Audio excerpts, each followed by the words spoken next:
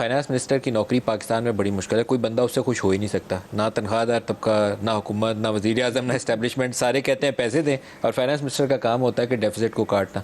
Deficit बेपनाह है इस वक्त पाकिस्तान में, जो आउटगोइंग फिस्कल ईयर है उसमें 7% है, अभी भी आपने कोई 6.5% का, जो कम बेश 6,500 अरब के करीब आप दोबारा डेफिसिट को फोरकास्ट कर रहे हैं। कैसे बचेगा पाकिस्तान? कर्जे 30,000 से 60,000 अरब हो गए। बिस्मिल्लाहिर्रहमानिर्रहीम, नहमदुहु व नसल्ली अला रसूलिल करीम। मौलवी साहब बिल्कुल आप ठीक कह रहे हैं, लेकिन हमें डायरेक्शन ठीक करनी पड़ेगी। बिल्कुल आपने सही कहा कि इसकी काफ़ी वजूहत है। एक तो जैसे आपने कहा डेट जो है, जो प्योर पब्लिक डेट है, जो कि स्टेट ने पे करना है, वो भी 25,000 से 4 साल में आपको भी पता है कि 25,000 से वो करीबन 49,400 पे चला गया। और जो डेट एंड लायबिलिटी जिसको आप जिक्र फरमा रहे हैं, 30,000 से ऑलमोस्ट 60,000 पे है। इसके ऊपर जो और यानी उस पर जल्दी पे तेल वाली जो प्रॉब्लम है वो ये है कि आपका रुपया डिवैल्यूएशन जो हुआ, और उसकी वजह से जो महंगाई का तूफ़ान है, ये विशेष साइकिल है जो हम कई दफ़ा बात करते हैं आपस में। और उसको कंट्रोल करने के लिए फिर पॉलिसी रेट तो वो भी 21% पे है। गवर्नमेंट जो है इस साल जो करीबन 7,000 अरब अपनी डेट सर्विसिंग पिच कर रही है। तो ये जो सारा हमने अपना एक मैक्रो इकनॉमिक ढांचे को तबाह कर लिया, उसको अब हमें ठीक करने की ज़रूरत है। और मैं समझता हूँ कि हमारा तो ये अब चंद महीने हैं, फिर इलेक्शन होंगे, जो भी आए इसको आपने वो सख्त फिस्कल डिसिप्लिन के साथ ही ठीक कर सकते हैं। उसकी एक कीमत शायद किसी को अदा करनी पड़े, मैं तो अदा कर चुका हूँ माजी में 2 दफ़ा, कि फिजिकल डिसिप्लिन आप फिक्स करते करते आपके कहीं बहुत स्ट्रॉन्ग कॉरिडोर्स में आपकी जंग हो जाए, फिर उसके बाद हमारे भाई लोग बुरा बनाते हैं, लेकिन अब सूरत हाल ये है कि वो भाई लोगों से ऊपर काम चला गया ना जी। वो 1,800 अरब ले रहे हैं, 7,300 अरब आप डेट सर्विसिंग का दे रहे हैं। जी जी जी जी। तो मैं हमें फंडामेंटली कुछ चीज़ों के ऊपर पूरी कौम को फैसला करना पड़ेगा। यही मुल्क 1,800 अरब से कम था जब मैंने छोड़ा 2017-18 का बजट देने के वक्त। आपको उस वक्त इंटरेस्ट पेमेंट 2,000 अरब थी, वो 1800 से कम थी जी, 1800 से कम थी। और आपका पॉलिसी रेट 5.5%, आज वो 4 गुना हो चुका है। डेट आपका डबल हो गया, तो 4 गुना वो डेट आपका डबल, तो ऑब्वियसली यही फिर रिजल्ट था ना। तभी तो अब 24वीं मईशत में मलिक साहब, अब 24वीं मईशत से गिर के आप 47 पे आ गए। अच्छा, बजट के नंबर्स में जाने से पहले, क्योंकि एक चीज़ है जिसने बहुत पाकिस्तान को मारा है, हम 21% इंटरेस्ट रेट दे रहे हैं इस वक्त।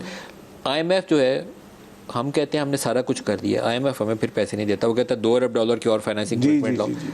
आज जो प्राइम मिनिस्टर की स्टेटमेंट है, और आई थिंक आप उसको एक्सप्लेन कर सकते हैं, क्या हम किसी अंडरस्टैंडिंग पे हैं इस वक्त कि हमें वो दे देंगे अब सारा कुछ करके, या नहीं देंगे? देखिए, मैं समझता हूँ जैसे आपने कहा बहुत मुश्किल फैसले किए हैं 7 महीनों का इंतज़ार करते हुए। ये जो फाइनेंसिंग गैप है ना, वो देखिए, अगर मैं ये कहूँ कि मैंने मानना ही नहीं तो अलग बात है। ये financing gap actually already reduce हो जाना चाहिए था 6 से 4। आप कहेंगे वो क्यों?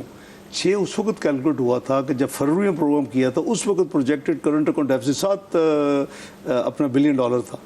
उस वक्त करते करते जो हमारा एक्चुअल करंट अकाउंट डेफिसिट है वो अब 10 महीने का $3.3 बिलियन पे आ गया है। और 30 जून तक आप $4 अरब फोरकास्ट कर रहे हैं। मैं समझता हूँ कि 4 से ज़्यादा नहीं हो सकता। तो दिस मीन कि 3 और स्लैश करना चाहिए।